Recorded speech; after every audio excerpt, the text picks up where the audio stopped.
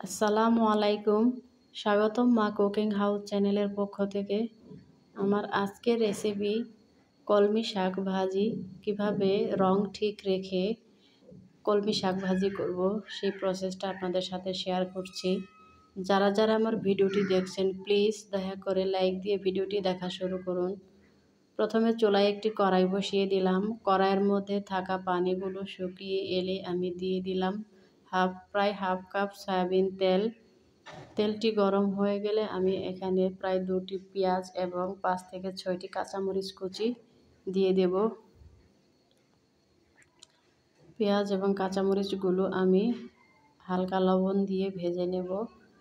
লবণ দিলে পেঁয়াজটা নরম হয়ে আসে এবং খুবই অল্প সময়ের মধ্যে ভাজা হয়ে যায়। তো ভিউয়ার্স, যারা নতুন আছেন এখনও আমার চ্যানেলটি সাবস্ক্রাইব করেননি, প্লিজ দয়া করে চ্যানেলটি সাবস্ক্রাইব করবেন। আর যারা অলরেডি সাবস্ক্রাইব করেছেন তাদেরকে জানাই অসংখ্য ধন্যবাদ। পেঁয়াজ এবং মরিচগুলো আমি প্রায় 1 মিনিট সময় ধরে মিডিয়াম টু লো আঁচে ভেজে নেব। পেঁয়াজগুলো ভাজা হয়ে গেলে আমি এখানে কলমি শাক দিয়ে দেব। কলমি শাকগুলো আমি আগে হাত দিয়ে কেটে নিয়েছি। আপনারা চাইলে বটি দিয়েও কেটে নিতে পারেন। আমার কাছে মনে হয় যে কোনো শাক হাত দিয়ে কেটে নিয়ে রান্না করলে শাকের স্বাদটা বেড়ে যায়, তাই আমি হাত দিয়ে শাকগুলোকে কেটে নিয়েছি। শাকগুলো আমি খুব ভালোভাবে ধুয়ে পানি ছাড়িয়ে নিয়ে এই পর্যায়ে চুলায় বসিয়ে দিলাম। এইবার আমি শাকগুলোকে একটু নেড়ে চেড়ে দেব।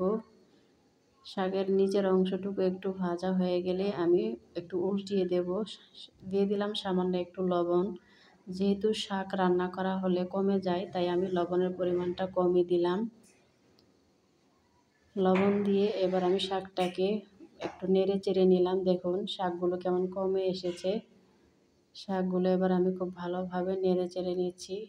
আপনাদের কাছে যদি মনে হয় যে লবণ কম হলো না বেশি হলো, তাহলে আপনারা অবশ্যই রেসিপিটা যখন হয়ে আসবে ঠিক তার আগ মুহূর্তে একটু লবণটা দেখে নেবেন, লাগলে আরেকটু অ্যাড করে নেবেন।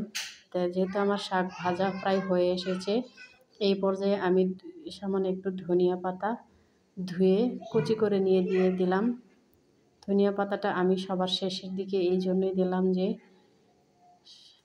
যে কোনো রান্না হয়ে গেলে ঠিক তার আর মুহূর্তে ধনিয়া পাতা দিলে ঘ্রাণটা বজায় থাকে বা ঘ্রাণটা থাকে। সেজন্য আমি শেষের দিকে যে কোনো রেসিপি রান্নার শেষের দিকে ধনিয়া পাতাটা অ্যাড করে দিই। এইবার আমি শাকের মধ্যে থাকা পানিগুলো শুকিয়ে ফেললাম। পানিগুলো শুকিয়ে গেলে আমি আমার চুলাটা বন্ধ করে দেব। খুব ঘন ঘন বা অনবরত নাড়লে শাকের মধ্যে থাকা পানিগুলো খুবই দ্রুত শুকিয়ে যায়। তো ভিউয়ার্স, দেখুন আমার শাকের মধ্যে থাকা পানিগুলো প্রায় শুকিয়ে এসেছে। পানিগুলো পরিপূর্ণভাবে শুকিয়ে এলে আমি চুলাটা বন্ধ করে দেব। তো আমার ভিডিওটি যদি আপনাদের একটু হলেও উপকারী মনে হয়, প্লিজ আমার চ্যানেলটি সাবস্ক্রাইব করবেন।